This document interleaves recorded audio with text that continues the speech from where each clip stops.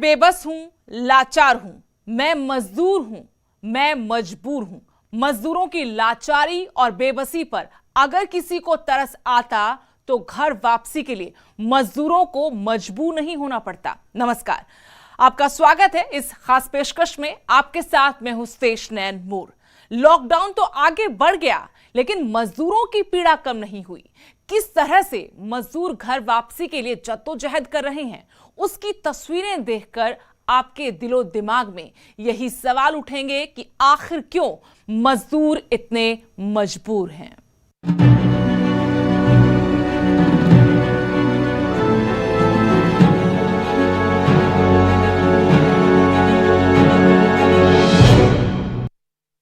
News 18 के कैमरे में मजदूरों की वो दर्दनाक दास्तां कैद हुई, जिसे सबसे पहले पंजाब, हरियाणा और उत्तर प्रदेश की सरकारों को देखना चाहिए। घर वापसी के लिए यह संघर्ष मजदूर लंबे वक्त तक याद रखेगा, भले ही सरकारों को इससे कोई फर्क नहीं पड़ता हो।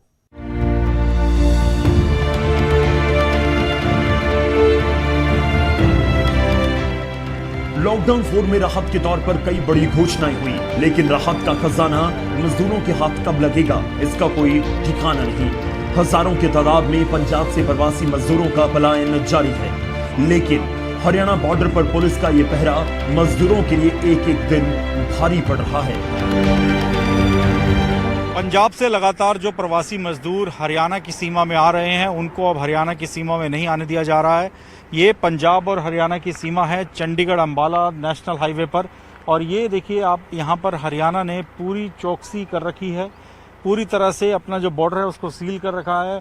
हरियाणा पुलिस के जवान यहाँ पर लगातार मुस्तैद हैं। जो प्रवासी मजदूर आ रहे हैं उनको वापस भेजा जा रहा है। उनको बताया जा रहा है कि पीछे जो पंजाब की तरफ से शेल्टर हाउस बनाए गए हैं, जो शिविर चल रहे हैं, उसमें जाकर वो लोग रुकें, और इस तरह से सड़क पर आकर चलने की परमिशन नहीं दी जा रही।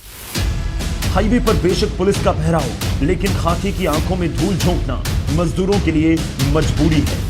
पुलिस की नजरों से बचते बचाते अगर अपनी मंजिल के करीब पहुंच भी जाते हैं तो फिर उल्टे पांव वापस भी लौटना पड़ता है। जो 5 से 7 दिन तक पैदल चलने का जो वक्त है, वो सब मेहनत बेकार हो जाती है। ये जो आप मजदूर देख रहे हैं, लुधियाना के प्रवासी मजदूर हैं, ये सब लोग चलकर पंजाब की सीमा से हरियाणा में दाखिल हुए। हरियाणा से यमुनानगर जगाधरी के रास्ते उत्तर प्रदेश की सीमा तक, सहारनपुर बॉर्डर तक पहुंच गए थे, लेकिन इनको वापस वहां से हरियाणा पुलिस ने गाड़ियों में डालकर पंजाब की सीमा पर छोड़ दिया है। और अभी यहाँ पर पंजाब के जो गांव हैं उनको क्रॉस करके वापस लुधियाना की तरफ जा रहे हैं। तो आप लोग कितने दिन चलकर वहां पहुंचे थे यमुनानगर तक? हो गया जी, 7 दिन हो गया। तो 5-7 दिन पैदल चलकर वहां तक पहुंचे थे? हाँ जी साहब, हम भूखे हैं, कुछ है नहीं खाने पीने का। मकान मालिक खाली कर दिया, और वहाँ मालिक भी बोल रहा कि काम नहीं हमारे पास है। जी जी, क्या कह रहे हैं? जैसे कि क्वार्टर जो है हम लोग खाली कर दिए हैं, तो मकान मालिक भी दोबारा नहीं जाने देंगे, कहेंगे इतना दूर गए हो फिर वापस आए हो।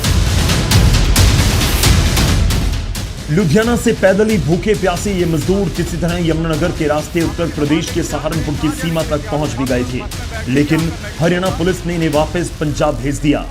ये मजदूर किन चुनौतियों का सामना करके यूपी बॉर्डर तक पहुंचते हैं, इसकी जमीनी हकीकत जानने के लिए न्यूज 18 खुद ग्राउंड जीरो पर पहुंचा।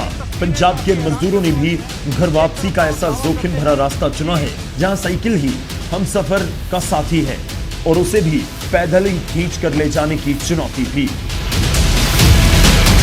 पंजाब से हरियाणा की सीमा में दाखिल होना प्रवासी मजदूरों के लिए बहुत कठिन चुनौती है। इस तरह के जंगली रास्ते और नाले पार करके आगे बढ़ना पड़ रहा है। ये बिल्कुल हरियाणा पंजाब की जो सीमा है उससे सटा हुआ इलाका है, लेकिन 1.5 से 2 किलोमीटर दूर यहाँ पर इन मजदूरों को खेतों में से होकर गुजरना पड़ रहा है। सामने मैं आपको दिखाना चाहूंगा, वहां पर कुछ और लोग भी दिखाई दे रहे हैं। वो घग्गर नदी को पार करके आगे बढ़ेंगे, और यही एक बड़ी चुनौती है कि ये जो प्रवासी मजदूर हैं, ये इसी रास्ते से हरियाणा की सीमा में दाखिल हो सकते हैं। आगे उत्तर प्रदेश की सीमा पर भी दोनों तरफ से बॉर्डर सील है। दावा किया जा रहा है कि बसों के माध्यम से प्रवासी मजदूरों को भेजा जाएगा, लेकिन इन दावों की हकीकत आप इन तस्वीरों से समझ सकते हैं।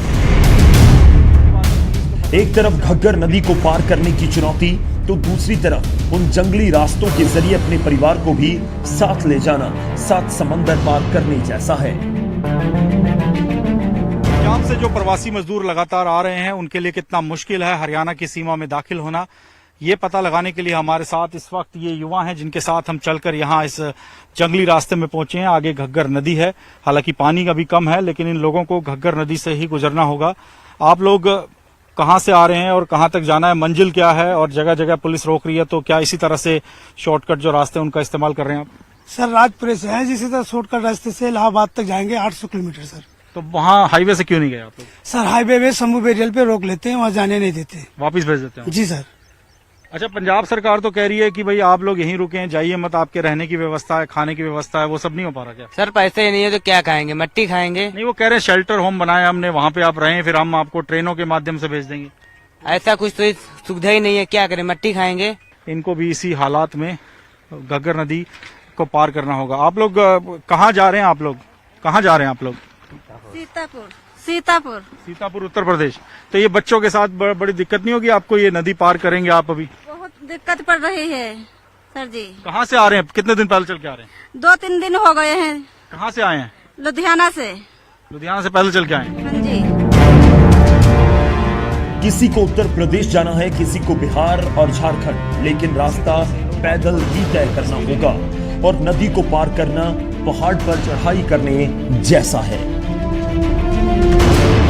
तमाम राज्यों की सीमाएं भले ही सील हों, लेकिन यात्रा जारी है। प्रवासी मजदूरों की ऐसी यात्रा जिसका अंत क्या होगा उन्हें पता नहीं, अपने घर पहुंच पाएंगे या नहीं उन्हें पता नहीं, लेकिन फिर भी रास्ते में जो भी जंगल आए, नदी आए, नाले आए, इसी तरह से ये यात्रा लगातार जारी है। छोटे बच्चों के साथ, महिलाओं के साथ इसी तरह से लोग आगे बढ़ रहे हैं। ये तस्वीरें हैं हरियाणा पंजाब बॉर्डर की। राजगढ़ में अभी हम खड़े हैं, जो कि पंजाब का आखिरी गांव है। सामने हरियाणा की सीमा है, लेकिन बीच में ये घग्गर नदी है और इसी घग्गर नदी को फिलहाल ये लोग पार कर रहे हैं। किन मुसीबतों का सामना करके ये मजदूर उत्तर प्रदेश के बॉर्डर तक पहुंचते हैं, ये राज्य सरकारों को जरूर देखना चाहिए।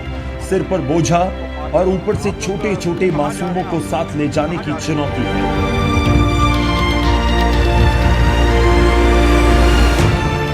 नगर में तो ऐसा हो रहा है कि अगर कुछ मजदूर हमें बता रहे थे कि वो पहुंच भी जाते हैं तो उनको गाड़ियों में भरकर वापस भेजा जा रहा है।